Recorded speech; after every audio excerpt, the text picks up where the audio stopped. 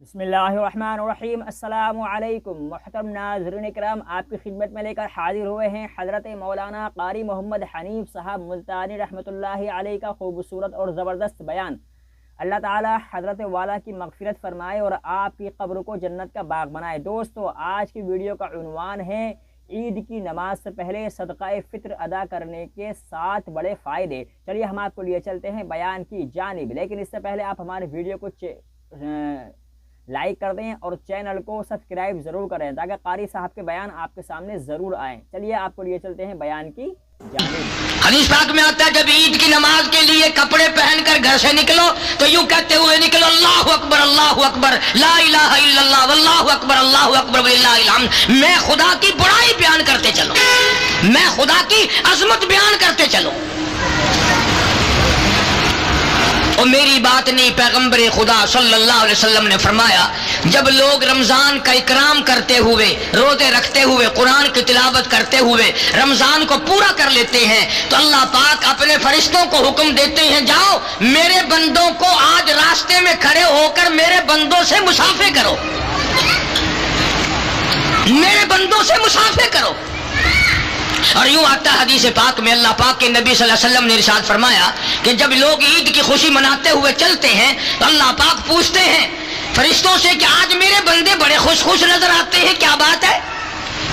कि रब्बुल आलमीन तेरी अता थी, तूने करम किया, ताकत दी, हिम्मत दी, इन्होंने रमजान का इकराम किया, एहतराम किया, रोजे रखे, तरावीहें पढ़ी, कुरान पढ़ा और आज खुशियां मनाते हुए नमाज पढ़ने चले हैं, सजदे शुक्र अदा करने चले कि मेरे लिए नमाज पढ़ेंगे, कहा तेरे लिए पढ़ेंगे। आवाज आती है, आओ जमीन आसमान के फरिश्तों गवाह हो जाओ, मैं खुदा ने इन सबको माफ कर दिया,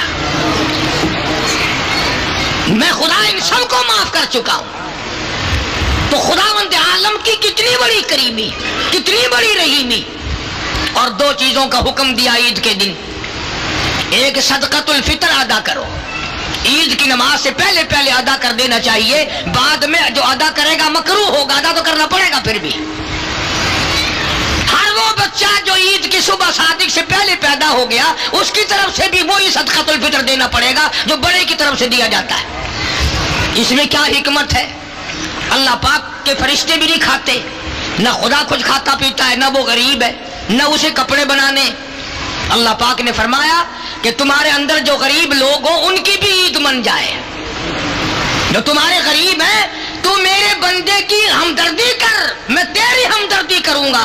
तू मेरे बंदे की प्यास बुझा, मैं तेरी क़यामत की प्यास बुझा दूंगा। तू मेरे बंदे की भूख का इलाज कर, मैं क़यामत की धूप का इलाज कर दूंगा।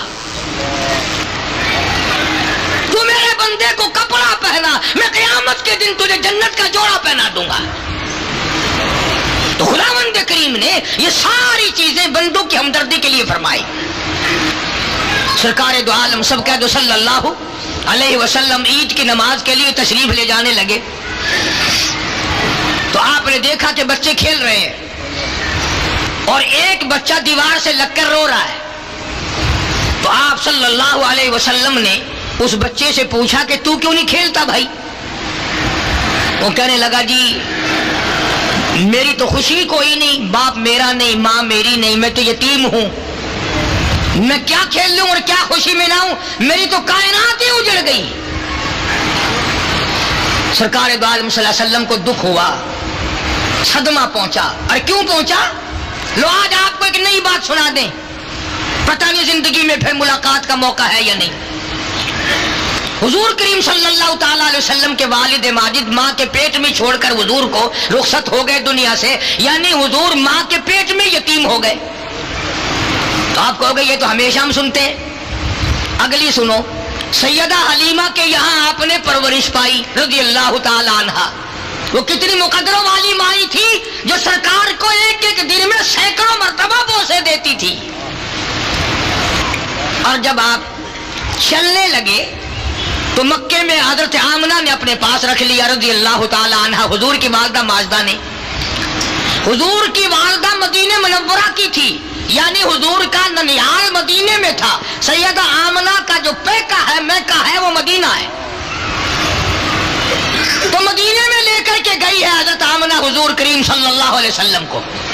अल्लाह गनी اور پھر گود میں لے کر حضرت عبداللہ کی قبر پہ گئی ہے، یعنی حضور کے والد کی قبر پہ گئی ہے، حضرت آمنہ انگلی پکڑ کے لے کے گئی ہے رحمت دو عالم صلی اللہ تعالی وسلم کی، اور وہاں قبر پہ روئی ہے عبداللہ، او عبداللہ آکاش تو اپنے بچے کو دیکھ لیتا، 14ویں کا چاند شرماتا ہے تیرے جوان کے مقابلے بھی، عبداللہ تیرے یتیم کا جگمگانا تو دیکھو، اس کی چہرہ تو دیکھو، اس کا خوبصورت دل ڈول تو دیکھو، روئی ہے حضرت آمنہ حضرت عبداللہ کی قبر پہ کھڑی ہو کر۔ حضرت آمنہ کو یہ تو پتہ نہ تھا کہ میں تو باپ کے صدمے کو رو رہی ہوں کہ میرا بیٹا یتیم ہو گیا، 1-2 دن میں ماں بھی چلی جائے گی، 1-2 دن میں ماں بھی چلی جائے گی۔ سیدہ آمنہ رضی اللہ تعالی عنہ وہی مدینے میں بیمار ہوئی، اور اتنی بیمار ہوئی، یوں لکھا علماء نے، سامنے حضور تشریف فرما ہے اور آمنہ دیکھ کے رونے لگی، بیٹا ایک یتیم اور ایک پردیس میں، ایک تو آگے یتیم اور ایک پردیس، اور میں ماں بھی تجھے چھوڑ کے جا رہی ہوں۔ علماء نے لکھا ہے کہ حضور کریم صلی اللہ علیہ وسلم بھی آسمان کی طرف کبھی اپنی امی کی طرف دیکھتے تھے اور کبھی آسمان کی طرف دیکھتے تھے، گویا خدا سے پوچھتے تھے میرے اللہ یہ کیا ہو رہا ہے، باپ تو پہلے نہ تھا، ماں بھی چل رہی ہے۔ سید آمنہ نے بھی جواب دے دیا رضی اللہ تعالیٰ عنہ۔ تو حضور کریم صلی اللہ تعالی علیہ وسلم کو اس لیے صدمہ پہنچا، اس لیے دکھ پہنچا کہ آپ نے یتیمی دیکھی تھی، آپ بے وارث دنیا میں رہے تھے۔ اس تاکہ میں سے بچوں کو دمکاؤ نا، یہ جمعے کے دن اور ایسے موقع پتہ نہیں کہاں سے اکٹھے ہو جاتے ہیں۔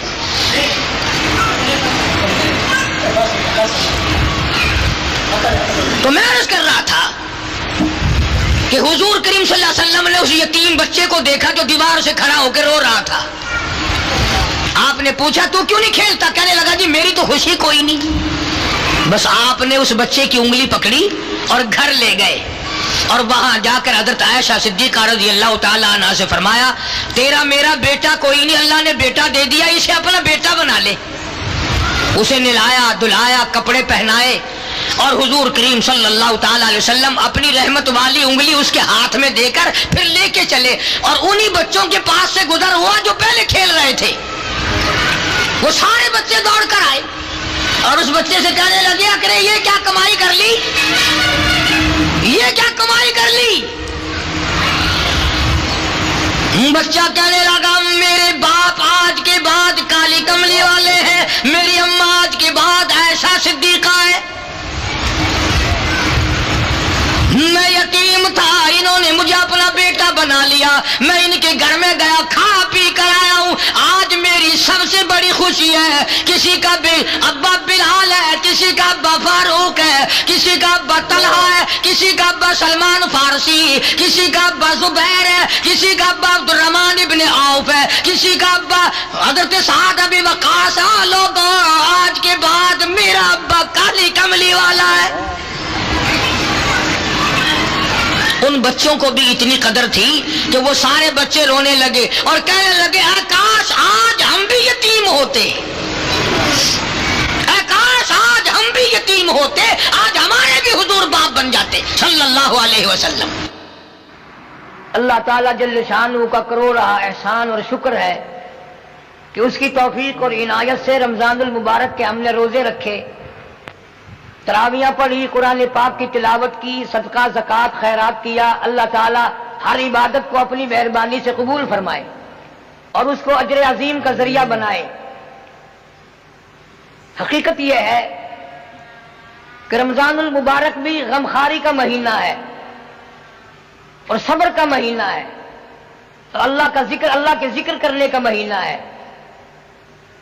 ویسے بھی ایک آدمی کو مہینہ بھر عادت ڈالنے سے عادت پڑ جاتی ہے، لیکن اس کا یہ مطلب ہرگز نہیں کہ وہ عید کے بعد سب چیزوں کو چھوڑ بیٹھے۔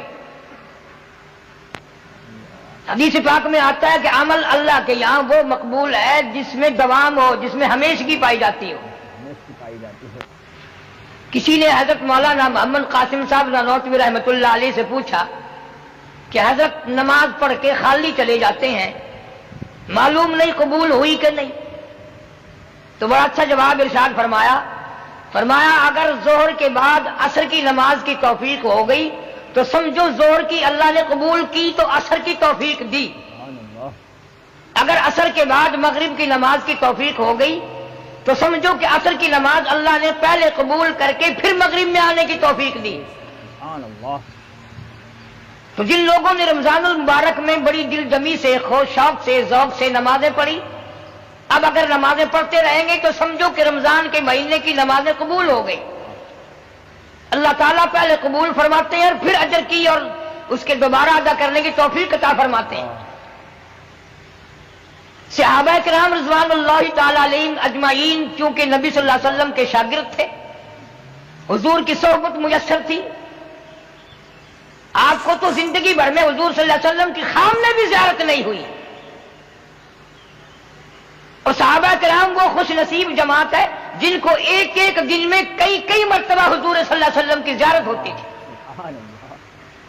اس جماعت کے بارے میں آپ کو کیا بتاؤں، جنہوں نے 23 برس تک امام الانبیاء کے پیچھے کھڑے ہو کر نمازیں پڑھی، سارا قرآن کریم حضور صلی اللہ علیہ وسلم سے یاد کیا، مسائل پوچھتے تو حضور صلی اللہ علیہ وسلم سے، مرید بننے کے لیے آتے تو تیرا پیر چشتی ہوگا، میرا پیر نقشبندی ہوگا، کسی کا پیر قادری ہوگا، کسی کا پیر سہروردی ہوگا، صحابہ کرام کا پیر امام الانبیاء مدنی کریم صلی اللہ علیہ وسلم ہے۔ یہ اتنی بڑی خوش نصیب جماعت تھی جن کا انتخاب خداوند عالم نے خود فرمایا، اپنے نبی کے لیے جماعت بھی اللہ کا انتخاب ہے، خود پیدا کرنا ہے خدا کے۔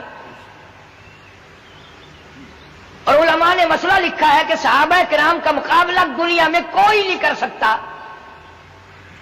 اس لیے ساری دنیا کی عبادتیں، نمازیں، حج، زکوٰۃ، تلاوت اللہ کے نبی کے صحابی کا ایک سجدے کا مقابلہ نہیں کر سکتے۔ فرق ہے ان میں ہم میں بڑا زبردست، ان کا استاد دیکھو، ان کا پیر دیکھو، ان کا امام دیکھو، اگر وہ ملازمتوں میں تھے، کیپٹن تھے، میجر تھے، کرنل تھے، جنرل تھے، اس فوج کے کمانڈر ان چیف محمد عربی صلی اللہ علیہ وسلم کی فوج میں یہ لوگ شامل تھے، اور ان کو اتنا موت کا اشتیاق تھا کہ حضرت خالد بن ولید رضی اللہ تعالی عنہ نے 125 جنگ لڑے اور ایک جنگ میں بھی ہار نہ ہوئی۔ آخری وقت آیا، حضرت خالد بن ولید رو رہے تھے، کسی صحابی نے پوچھا کیا بات ہے، روئے کیوں؟ فرمایا ساری عمر جنگ کیے، جہاد کیے، اور آج بستر پہ موت آ رہی ہے۔ تو صحابی بڑا عقل مند تھا، کہنے لگا خالد یہ بتاؤ حضور صلی اللہ علیہ وسلم نے تمہیں لقب کیا دیا ہے؟ تو فرمایا میرا لقب حضور صلی اللہ علیہ وسلم نے سیف اللہ فرمایا۔ فرمایا تو اس کا یہ مطلب ہوا اگر تم شہید ہو جاؤ تو اللہ کی تلوار ٹوٹ جائے؟ تم شہید نہیں ہو سکتے، تم تو اللہ کی تلوار ہو۔ اللہ کے نبی نے جن کو اللہ کی تلوار بتایا، ان کے روزے اور ان کی نمازیں اور ان کی عبادتیں ساری دنیا سے اعلیٰ اور ساری دنیا سے عرفہ اور ساری دنیا کی تمام نیکیوں کی جڑ ہے صحابہ کرام۔ اس لیے کبھی بھول کے بھی یہ خیال نہ کرنا کہ ہم ان لوگوں کا مقابلہ کر سکتے ہیں۔ یوں فرمایا مدنی کریم صلی اللہ علیہ وسلم نے، تم احد پہاڑ سونا خرچ کرو اللہ کی راہ میں، میرے صحابی کی 2 کھجوروں کا مقابلہ نہیں ہو سکتا۔ ان کا ذوق اور تھا، ان کا شوق اور تھا، ان کی تمنائیں اور تھی، ان کی حسرتیں اور تھیں، آخری دم تک ان کی حسرتیں کچھ اور ہی تھی جو ہمارے قریب سے نہیں گزرتی۔ نبی کریم صلی اللہ علیہ وسلم عید کی نماز، عید کے لیے تشریف لے جا رہے ہیں، بچوں کو کھیلتے دیکھا اور ایک بچہ علیحدہ کھڑا ہو کے رو رہا ہے۔ اس نبی صلی اللہ علیہ وسلم کی عادت تھی کمزور کے پاس آنا، محتاج کے کام آنا۔ اس بچے نے پوچھا کہ سب بچے کھیل رہے ہیں، تو کیوں رو رہا ہے؟ کہنے لگا میرے ماں باپ نہیں ہیں، ان لوگوں کے تو ماں باپ ہیں، اس لیے خوشی منا رہے ہیں، میں کیسی خوشی مناؤں؟ جناب مدنی کریم صلی اللہ تعالی علیہ وسلم نے اس بچے کو ساتھ لیا، گھر لے گئے، نہلایا دھلایا، کپڑے پہنائے، واپسی میں تشریف لائے. اس بچے نے حضور کریم صلی اللہ علیہ وسلم کی انگلی پکڑی ہوئی ہے. جہاں وہ بچے کھیل رہے تھے سارے بچے آ کر کے کہنے لگے تجھے کیسے یہ بات موقع مل گیا؟ کہنے لگا میرے ماں باپ نہیں ہے، میں یتیم ہوں، میرے باپ حضور صلی اللہ علیہ وسلم آج سے بن گئے، میں حضور صلی اللہ علیہ وسلم کا بیٹا بن گیا. مدینے پاک کے اور بچے بھی رونے لگے، اے کاش ہمارے بھی ماں باپ مر جاتے، ہم بھی آج یتیم ہوتے، نبی کریم صلی اللہ علیہ وسلم کی انگلی پکڑ کے ہم بھی چلتے. کمزوروں کا وارث، بے سہاروں کا سہارا، جناب مدنی کریم صلی اللہ تعالی علیہ وسلم ہر ایک کے کام آئے. ایک دن بیٹھے بٹھائے جلابیب رضی اللہ تعالیٰ عنہ صحابی کو گود میں بٹھا لیا اور پیار کر کے فرمایا جلابیب تمہاری شادی ہوئی کہ نہیں؟ عرض کیا یا رسول اللہ میرا گھر نہیں، در نہیں، زر نہیں، پر نہیں، جھوپڑا بھی کوئی نہیں، میری شادی کون کرے؟ فرمایا جاؤ فلاں صحابی کے پاس لڑکی ہے، میرا جا کر کے پیغام دے دو اسے، تم اپنی شادی کر لو. صحابی نے یہ سن کر پرواز کی، چلا گیا. گھر پہ جا کے دستک دی، گھر والا اندر سے نکلا اور کہنے لگا مجھے حضور صلی اللہ علیہ وسلم نے بھیجا ہے اور پیغام دینے آیا ہوں تمہاری لڑکی سے میری شادی کر دو. اس نے کہا تو غریب ہے، نادار ہے، مفلس ہے، میری حسینہ لڑکی ہے، تو ویسے بھی رنگ کا کالا ہے، قد کا بھی چھوٹا ہے، کسی کرم کا بھی نہیں. اس کا باپ کا جواب سن کر کے لڑکی بول اٹھی اور کہنے لگی تو اس کے حسن کو نہ دیکھ، تو اس کی غریبی کو نہ دیکھ، تو اس کی ناداری اور مفلسی کو نہ دیکھ، تو اس کے بھیجنے والے کو دیکھ. تم جواب کیوں دیتے ہو؟ میں تیار ہوں شادی کے لیے. صحابی واپس آیا اور آ کر کے نبی کریم صلی اللہ علیہ وسلم کو حال دیا. فرمایا لڑکی نے ارادہ ظاہر کر دیا میری شادی ہونے کو ہے. یا نبی اللہ میرے پلے پائی پیسہ تو کوئی نہیں، دمڑا دمڑی ڈھیلا کوئی نہیں. فرمایا جا عثمان غنی سے 300 درہم قرض لے لے، تیرا قرض میں محمد رسول اللہ ادا کروں گا.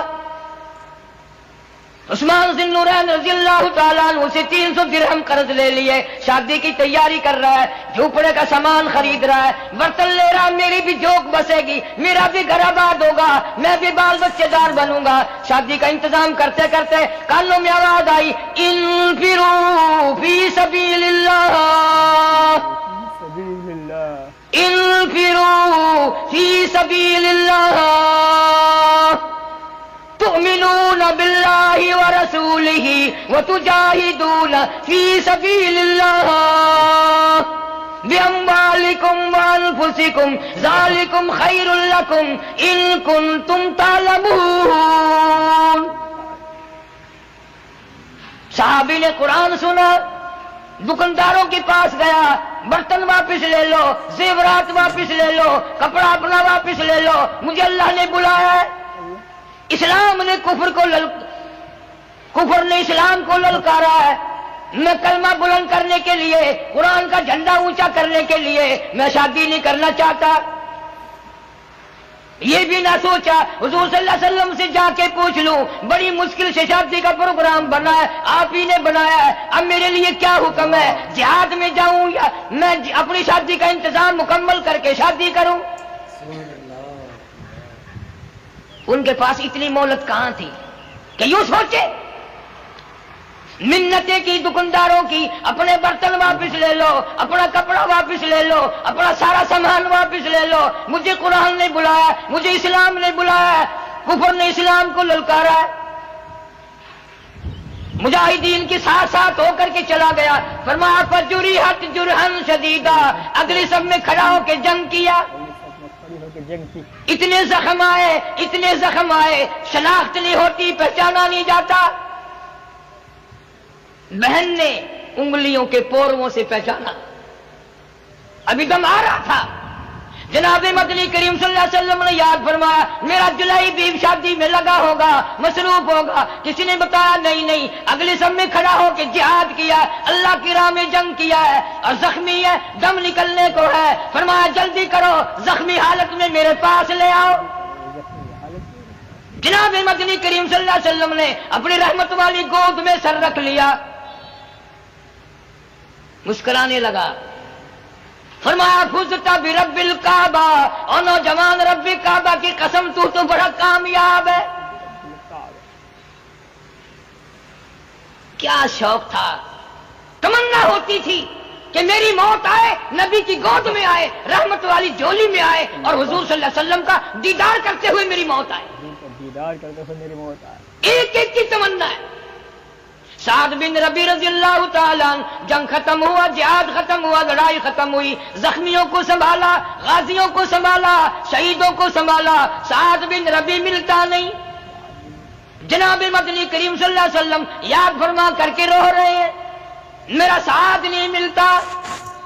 کسی کو بیٹی یاد کر کے روے گی، کسی کو بہن یاد کر کے روے گی، کسی کی امی جان روے گی، کسی کی گھر والی روے گی۔ سعد بن ربی، دو جان مقدر تیرے مقدروں پہ قربان کر دوں، تجھے نبی کریم صلی اللہ علیہ وسلم یاد فرما رہے ہیں، اور مدینہ طیبہ میں یاد کر کر کے رو رہے ہیں۔ خود فرمایا دونوں جوان چلے جاؤ اور پہاڑ کی چوٹی پہ کھڑے ہو کر آواز لگاؤ، سعد بن ربی تو جہاں بھی ہو، تجھے سرکار مدینہ صلی اللہ علیہ وسلم نے بلایا۔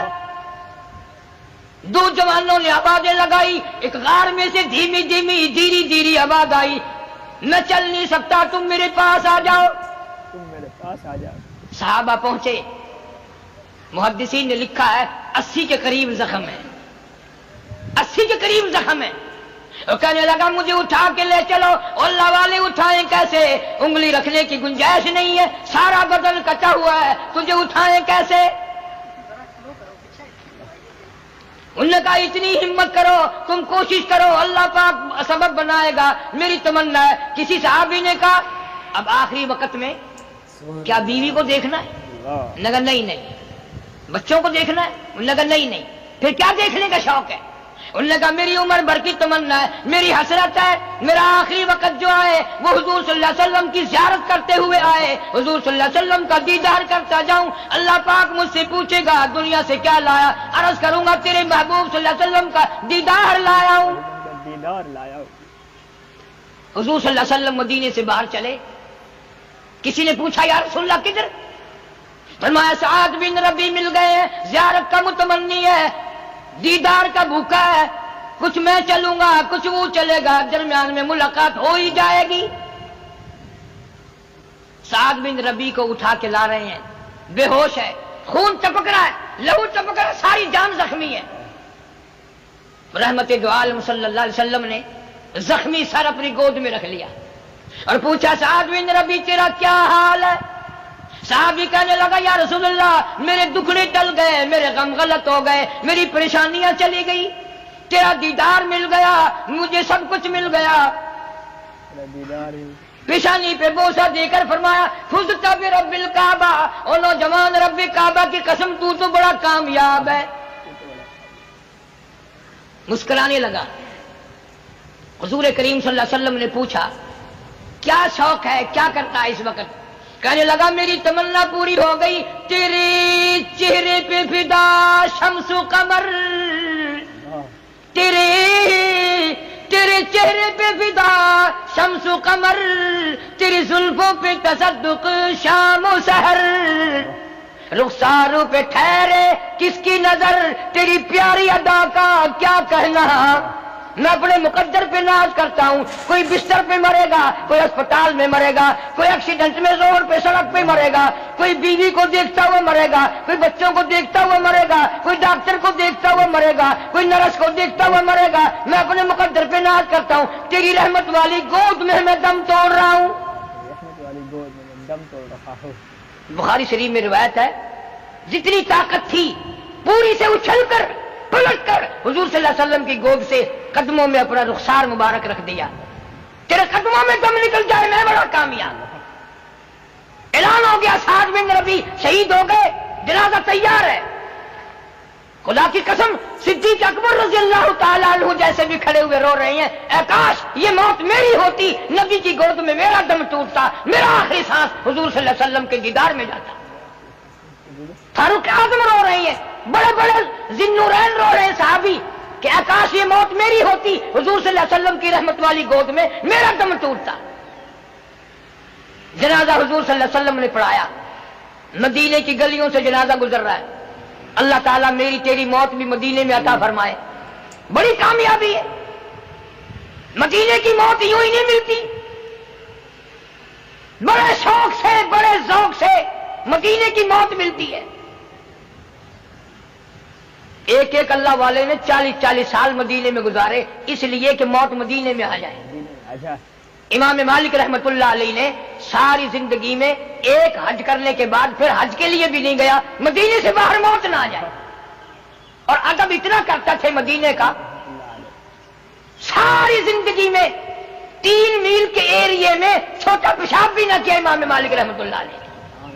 اور ساری زندگی میں مدینے پاک میں جتی کبھی نہیں پہنی اس لیے کہ کہیں میرا جتی والا پیر وہاں نہ رکھا جائے جہاں حضور صلی اللہ علیہ وسلم کا قدم مبارک رکھا گیا تھا, بے ادبی نہ ہو جائے. ایسے ایسے اللہ والے لوگ آئیں گے, عاشق لوگ جو ہوتے ہیں وہ ان ساری چیزوں کا خیال کرتے ہیں, اور وہ توحید کا سب سے پہلے خیال کرتے ہیں. توحید کے بغیر تو کچھ بھی نہیں. سارے دین کی مدارت اللہ کی توحید پہ ہے. شرک بھی کرتا رہا, عبادت بھی کرتا رہا, پھر کیا ہوا؟ کچھ بھی نہیں. مدینے کی گلیوں سے جنازہ گزر رہا ہے. حضرت ابو ہریرہ رضی اللہ تعالیٰ عنہ فرماتے ہیں کہ میں تو ہر وقت حضور صلی اللہ علیہ وسلم کی اداؤں کو دیکھتا تھا, تو آپ ایڑیاں اٹھا اٹھا کر پنجوں کے بل چل رہے ہیں جنازے کے ساتھ ساتھ. سبحان اللہ, وہ کتنا مبارک جنازہ ہوگا جو حضور صلی اللہ علیہ وسلم نے پڑھایا, اور جنازے کے ساتھ میں حضور صلی اللہ علیہ وسلم تشریف لے جا رہے ہیں. ابو ہریرہ نے عرض کیا یا رسول اللہ, کانٹے نہیں, روڑا نہیں, پتھر نہیں, آپ یوں تنگی سے چل رہے ہیں, کیا بات ہے؟ فرمایا انی ارا ما لا ترا. ابو ہریرہ جو میں دیکھوں تم نہیں دیکھ سکتے.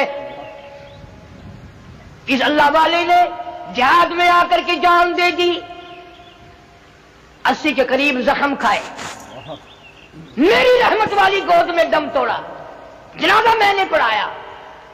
اس وقت جنازے پہ اتنا رش ہے فرشتوں کا کہ جنازے کے چاروں طرف اتنا نوری فرشتہ جنازہ پڑھنے کے لیے آیا ہوا ہے, پورا قدم رکھنے کی گنجائش نہیں ہے. پورا قدم رکھنے کی گنجائش نہیں ہے, چاروں طرف اتنا فرشتوں کا جم گٹھا ہے. اور آپ اور میں یہ سوچتے ہیں چلو بھائی اتنے فرشتے نہیں تو 100-200 فرشتے تو آ جائیں, مگر کیسے آئیں؟ وہ عبادت کیسے کریں گے جو صحابہ کرام نے کی؟ ان میں جو اخلاص تھا جان دینے تک کا, وہ ہم میں کیسے ہو سکتا ہے؟ غریب پروری ہم سے نہیں ہو سکتی, ہم کمزور کی ہمدردی ہم سے نہیں ہو سکتی, ماں باپ کی خدمت نہیں ہو سکتی, اور کیا عبادت کریں گے؟ جناب مدنی کریم صلی اللہ علیہ وسلم جنازے کے ساتھ ساتھ تشریف لے گئے. جنت البقیع میں جنازہ پہنچا, یوں فرمایا میت کو قبر میں رکھ کر تم چلے آؤ, قبلہ رخ میں اپنے ہاتھوں سے موڑوں گا. سبحان اللہ, اس کی قبر میں حضور صلی اللہ علیہ وسلم تشریف لائے اور قبلہ رخ اپنے ہاتھوں سے موڑا. جب قبر سے باہر تشریف لائے تو مسکراتے ہوئے کسی صحابی نے پوچھ لیا یا رسول اللہ, آپ تو فرماتے ہیں قبر بڑی وحشتناک جگہ ہے, بڑی خوفناک جگہ ہے, اور آپ ہنستے ہوئے تشریف لائے. فرمایا میں کیا کروں, سعد بن ربی جس وقت قبر میں رکھا اور میں نے قبلہ رخ منہ موڑا تو وہ خود ہنس رہا تھا. یا رسول اللہ قبر میں ہنس رہا تھا؟ فرمایا ہاں, جنت کے حور و غلمان نے کھڑکی کھولی اور تمام کے تمام نے اس کو مبارکباد دی. جنت کی ہوائیں اور خوشبوئیں اور حور و غلمان کا جمگٹا دیکھ کر وہ ہنسنے لگا, میں سعد کو دیکھ کے ہنسنے لگا, وہ ان کو دیکھ کے ہنسنے لگا. تو دوستوں اور بزرگوں, گزشتہ عید میں کتنے بھائی ہمارے ساتھ عید کی نماز میں شامل تھے, خوشیوں میں شامل تھے, کتنی بہنیں بیٹیاں شامل تھیں, لیکن مختلف بہانوں سے بوسینیا میں, ہندوستان میں, کشمیر میں ہزاروں نہیں, لاکھوں نہیں, کروڑوں آدمی دنیا سے چلا گیا. آج وہ قبروں میں آہیں بھر رہے ہیں.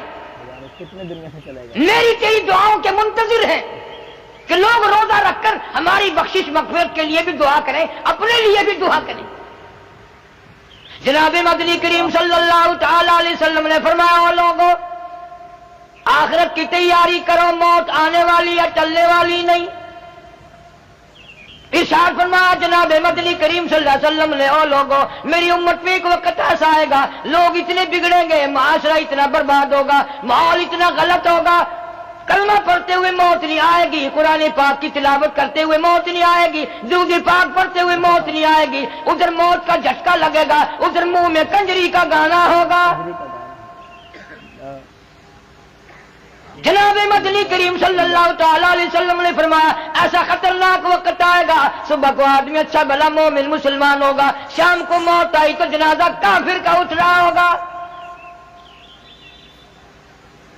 جناب مدنی کریم صلی اللہ علیہ وسلم نے ارشاد فرمایا وقت ایسا آئے گا ہر کمرے سے، ہر بلڈنگ سے، ہر کوٹھی سے، ہر بنگلے سے چاروں طرف سے کنجری کی آواز آنے لگے گی۔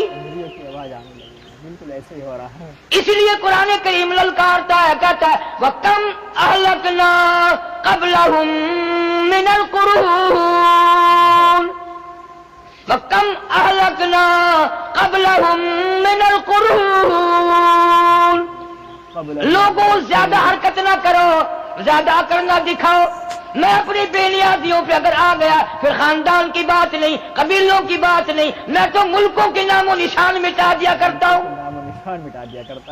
فَأَخَذَتْكُمُ الصَّاعِقَةُ وَأَنْتُمْ تَنْظُرُونَ۔ جبریل امین نے چیخ ماری، قوم کے جگر پھٹ گئے۔ چیخ ماری۔ اللہ۔